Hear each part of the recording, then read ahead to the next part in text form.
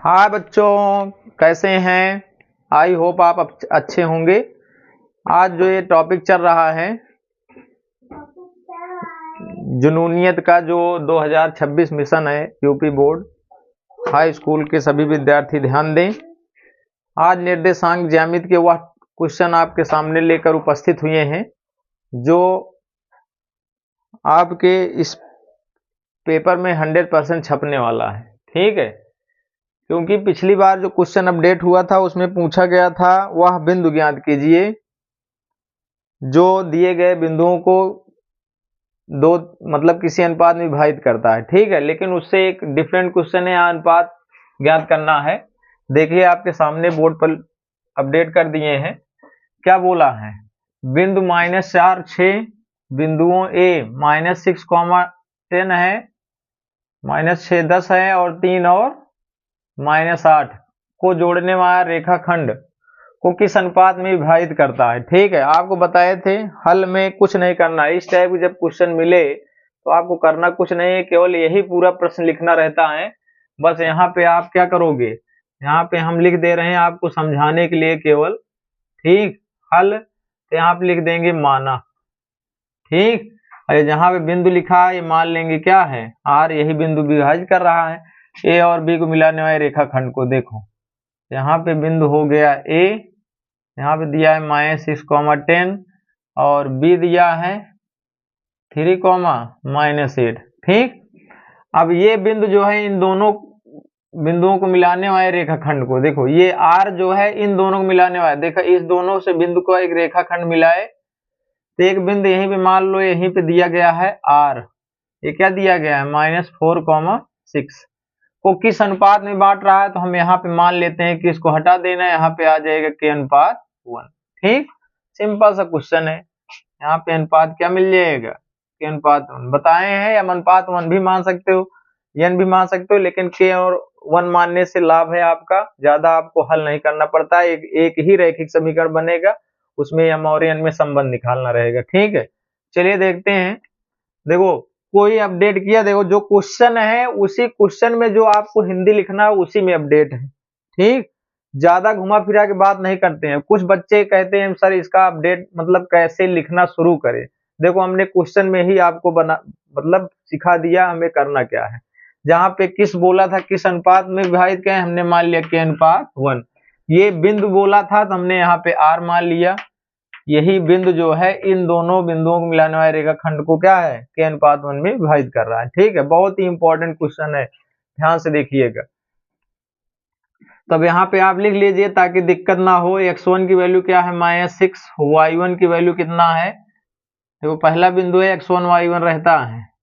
ठीक है, दूसरा बिंदु ये है तो हो जाएगा x2 3 है, y2 कितना है -8। अनुपात जो दिया गया है इसको m पहला पॉइंट मानते हैं, दूसरे को n, ये 1 हो गया। ठीक, अब देखो अब यहाँ पे एक पॉइंट और दिया है। आप जानते हो कि r वास्तव में x, y होता है, तो यहाँ पे r की वैल्यू क्या दी गई है -4, 6। अब x की वैल्यू चाहे निकाल लो चाहे y की वैल्यू, दोनों पता है। तब यहाँ पे लिखोगे x इक्वल कितना दिया है -4। अब x की वैल्यू आपको बताए थे विभाजन सूत्र से बताए थे, x इक्वल होता है mx2 प्लस nx1 बटे m प्लस n। वैल्यू यहाँ पे रख दें,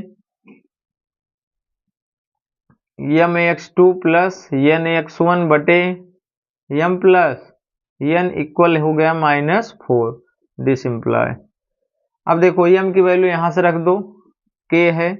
x2 की वैल्यू देखो यहाँ पे 3 है, n की वैल्यू क्या है 1 है, x1 की वैल्यू कितनी है -6 है, अपान में क्या है m की वैल्यू k है, n की वैल्यू 1 है। ठीक है, -4 क्रॉस मल्टीप्लाई करा दो 1 मानकर, तो ये तो सेम टू सेम यही रहेगा।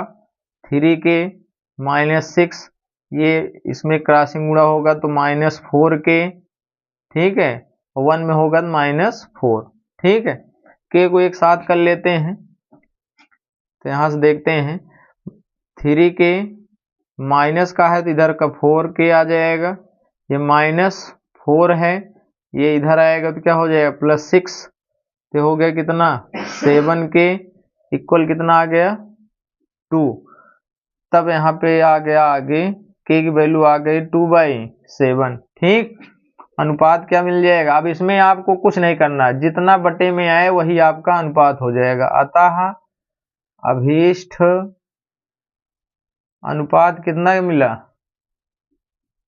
2/7। यही हो गया आंसर। यहाँ पे मान रख के चेक कर सकते हैं। देखो k अनुपात 1 है तो यहाँ 2/7 रखोगे, क्रॉस मल्टीप्लाई कराओगे या तो आप कह दो कि हर सेम करोगे इसका, तो क्या हो जाएगा 2/7 7/7 7 7 हट जाएगा तो 2:7 आ ही जाएगा। लेकिन आप जैसे यहाँ पे 2/7 आता है 2/7 लिख देना, कोई आपसे पूछने वाला नहीं है, उनका आंसर आना चाहिए बस। ठीक है, दैट्स ऑल। बहुत ही बेहतरीन क्वेश्चन है, इसको विशेष तौर पे रखिएगा। ठीक है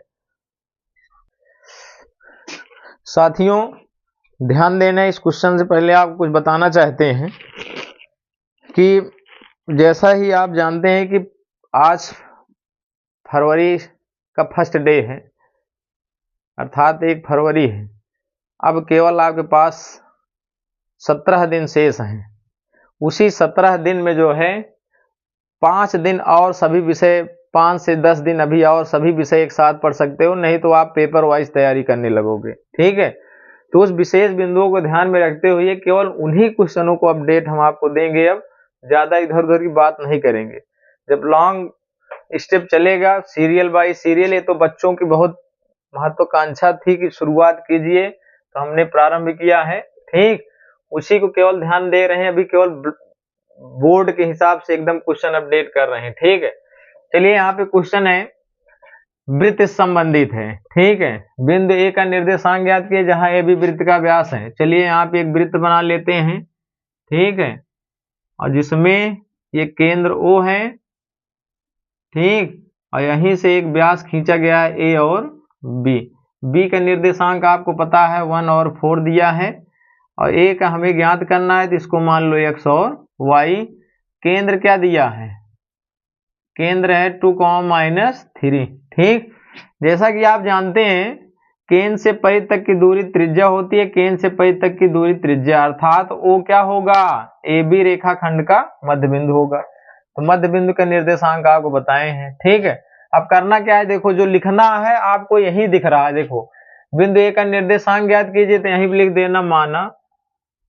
ठीक, कुछ नहीं करना है, ज्ञात कीजिए हटा देना है, यहीं पे लिख देना क्या है x, y।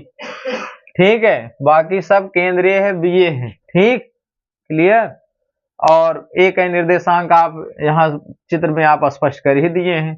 क्या लिखोगे, यहाँ लिख देना AB का मध्य बिंदु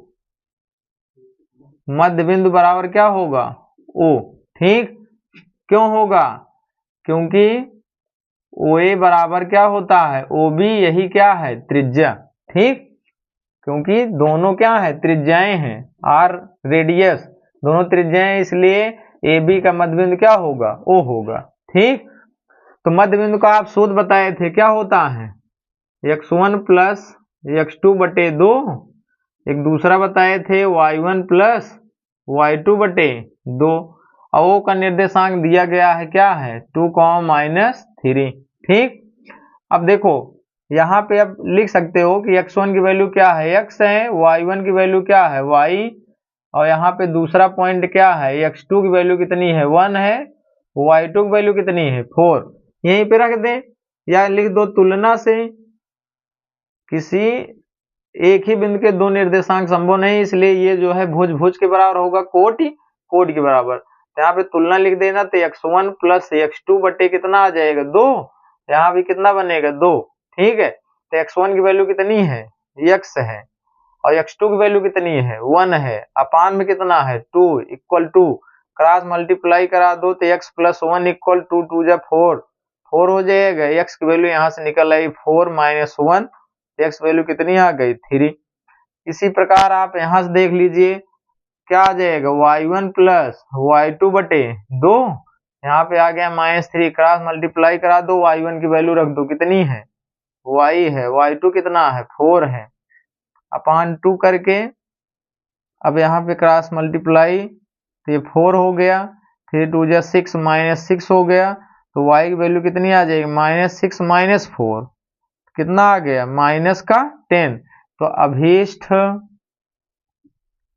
ए का निर्देशांक कितना मिल गया, ठीक, कितना मिल जाएगा, आप एक्स वाई माने हो, तो एक्स वाई का मान कितना मिला, एक्स का मान है 3 और वाई की वैल्यू कितना है, -10। यही हो जाएगा आपका आंसर। इसी के साथ कंटिन्यू हमारे वीडियो दिन प्रतिदिन हमारे साथ बने रहिए एक्टिव स्टडी पोर्टल पर। जय हिंद, जय भारत।